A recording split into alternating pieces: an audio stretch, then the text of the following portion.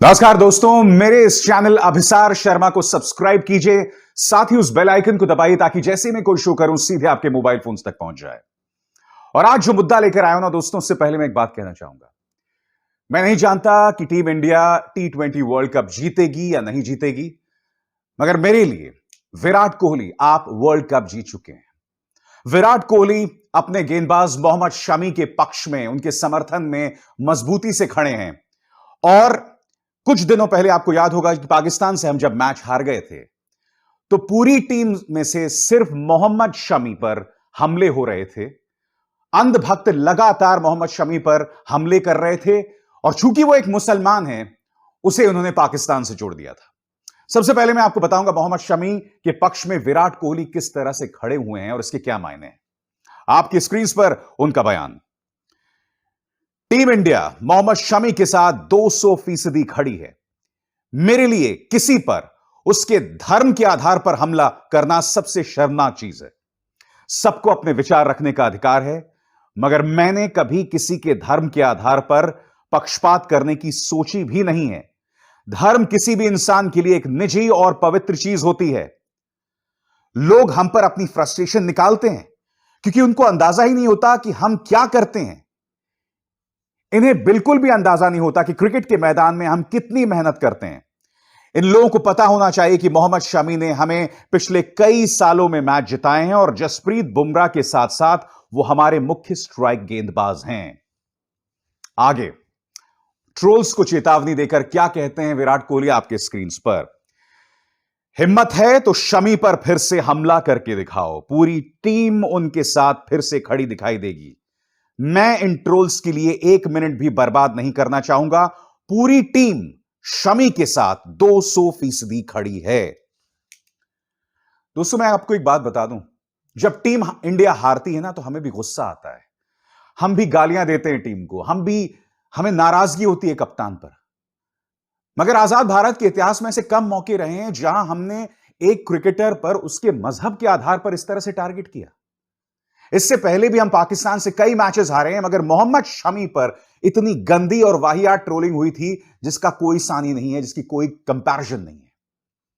मैं आपको बताता हूं दोस्तों, पाकिस्तान के खिलाड़ी मोहम्मद रिजवान वो इन अंधभक्तों को आईना दिखा रहे थे अपने इस बयान के जरिए आपके स्क्रीन पर। The kind of pressure, struggles and sacrifices a player has to go through for his country and his people is immeasurable. Mohammad Shami is a star and indeed one of the best bowlers of the world. Please respect your stars. This game should bring people together and not divide them. एक पाकिस्तानी हमें यह सीख दे रहा है कि cricket हमें बंटवारे ना पैदा करे।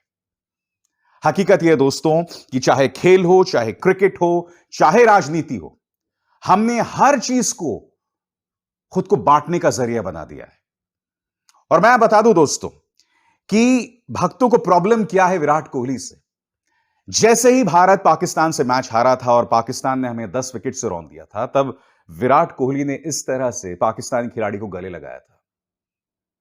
यह तस्वीर अपने आप में एक खूबसूरत संदेश देती है, क्योंकि हम जानते हैं कि पाकिस्तान और भारत में कितना तनाव है। हम जानते हैं कि पाकिस्तान सीमा पार से उनकी एजेंसी ISI हमारे खिलाफ आतंकवादी घटनाओं को अंजाम देती है। मगर जब आप खेल के मैदान पर खेल रहे हैं तो आपको उसको परे रखना पड़ेगा। और अगर आपको लगता है कि फिर भी हम उनके खिलाफ नफरत निकालेंगे, तो यह जिम्मेदारी तो भारतीय क्रिकेट कंट्रोल बोर्ड की है ना, जिसमें यह शख्स जय शाह एक सदस्य है। पाकिस्तान के साथ मैच ही मत खेलो। मतलब तुम्हें क्रिकेट के नाम पर पैसे की कमाई भी करनी है और दूसरी तरफ पाकिस्तान के नाम पर राजनीति भी खेलनी है। यह क्या बात हुई? दिक्कत क्या है दोस्तों कि विराट कोहली लगातार अपने ट्विटर अकाउंट्स के जरिए एक संदेश दे रहे हैं जो कि बहुत जिम्मेदारी भरा है। मसलन उन्होंने यह ट्वीट किया था और उन्होंने सिर्फ यह कहा था कि दिवाली आने वाली है और मैं आपको बताऊंगा किस जिम्मेदारी से दिवाली मनाई जाए। सिर्फ उन्होंने इतना कहा था। नतीजा यह हुआ दोस्तों कि पूरी एक बाढ़ सी आ गई विराट कोहली पर हमला करने की, कि हमें मत सिखाओ दिवाली कैसे मनानी है, हम पटाखे फोड़ेंगे, तुम कौन होते हो मुझे बोलने वाले, सुनो कोहली करके ट्रेंड हो रहा था।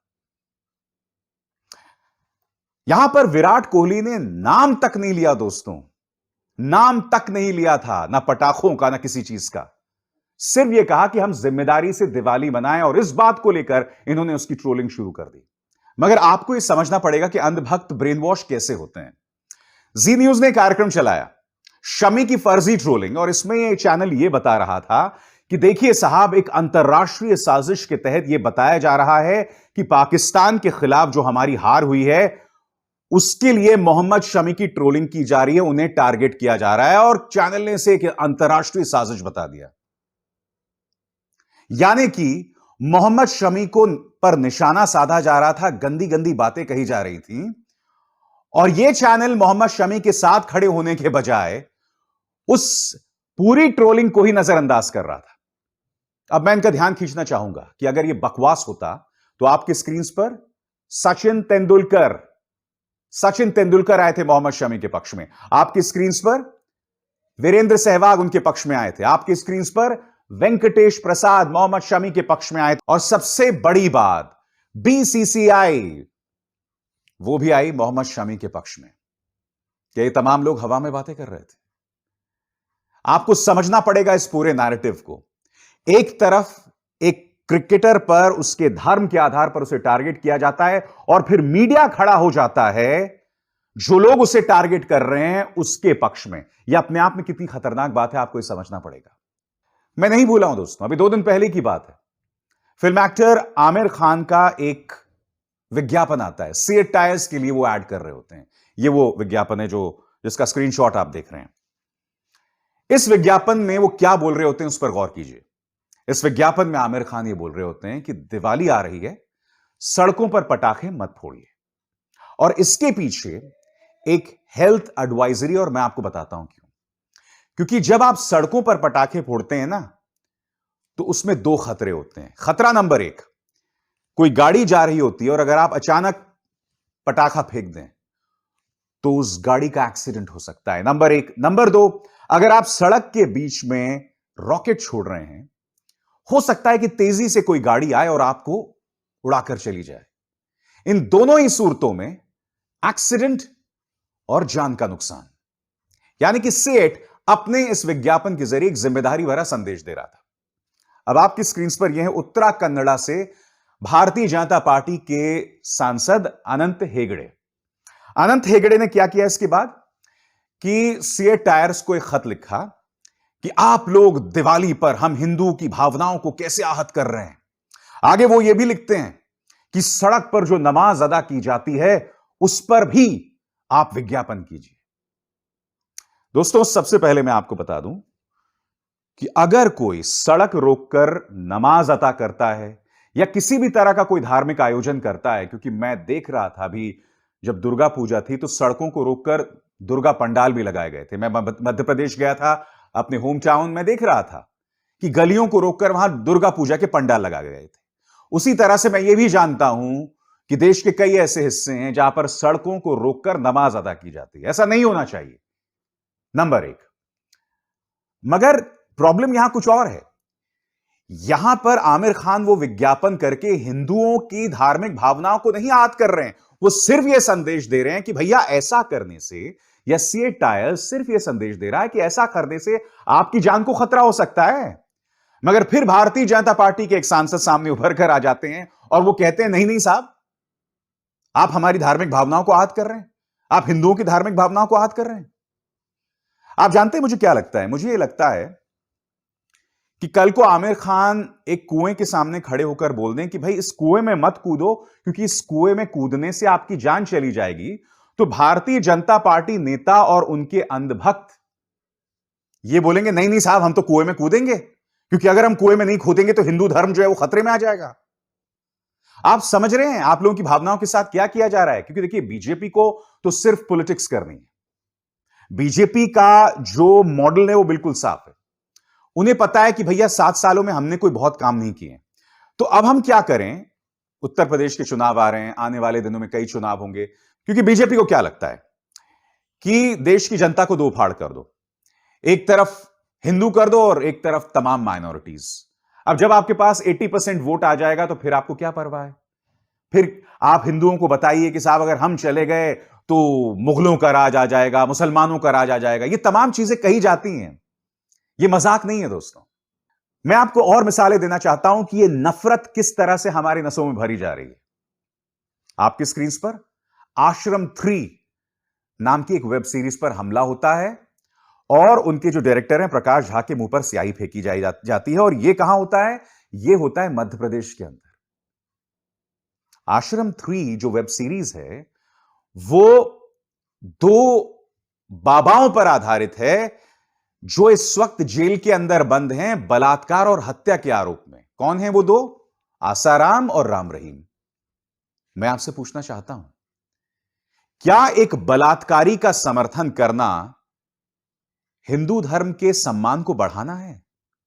मैं ये समझना चाहता हूं उन कार्यकर्ताओं से, बजरंग दल के या मध्य प्रदेश के जो गृह मंत्री हैं, आप जब आश्रम 3 के फिल्म क्रू पर हमला कर रहे हैं या उनके बारे में अनाप शनाप चीजें बोल रहे हैं, तो आप कहीं हिंदू धर्म का अपमान तो नहीं कर रहे हैं?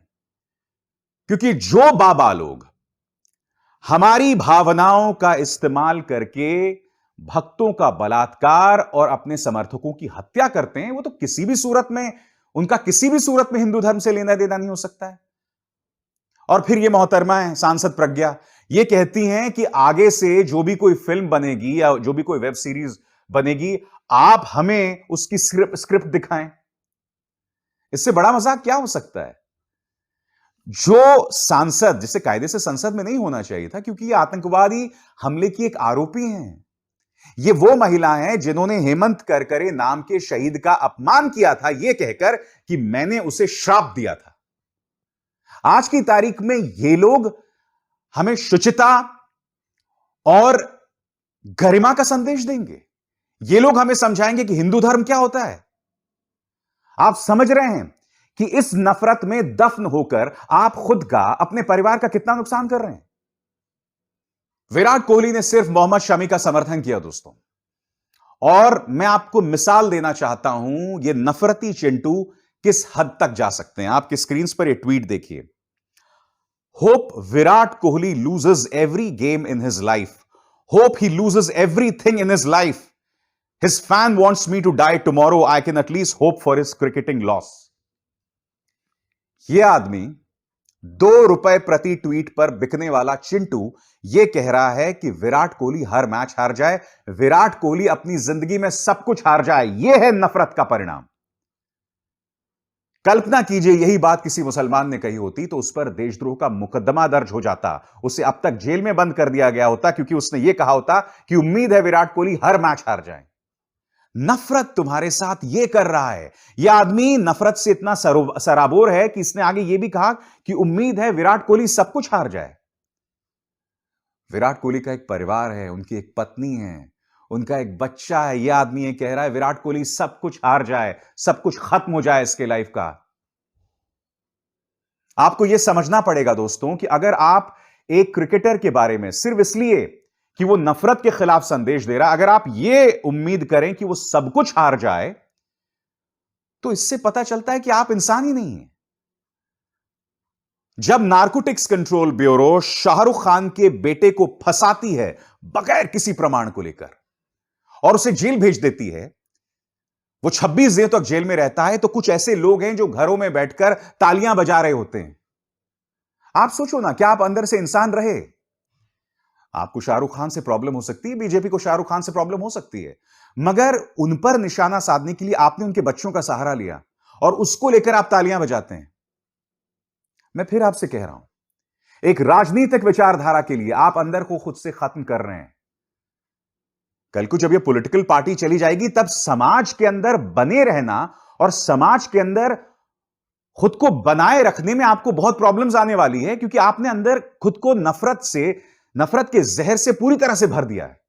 जाते जाते दोस्तों, अब्बास टायरवाला जो कि एक फिल्म निर्देशक हैं, उनका एक खूबसूरत संदेश मैं आपको बताना चाहूंगा और ये बहुत मायने रखता है। अंग्रेजी में मैं उसका अनुवाद करते जाऊंगा। They are coming for you, वो तुम्हारे पीछे आ रहे हैं। You think you are on their side, wait till you do something they think is wrong, make a show, make an ad, sing a song, wear clothes, meet a friend, fall in love, eat something, drink something, smoke something, pray, don't pray, say something, don't say something, ask anything, believe anything other than what has been sanctioned. क्या कह रहे हैं यहां पर Abbas tyre वाला कि तुम्हें क्या लगता है आज तुम सुरक्षित हो?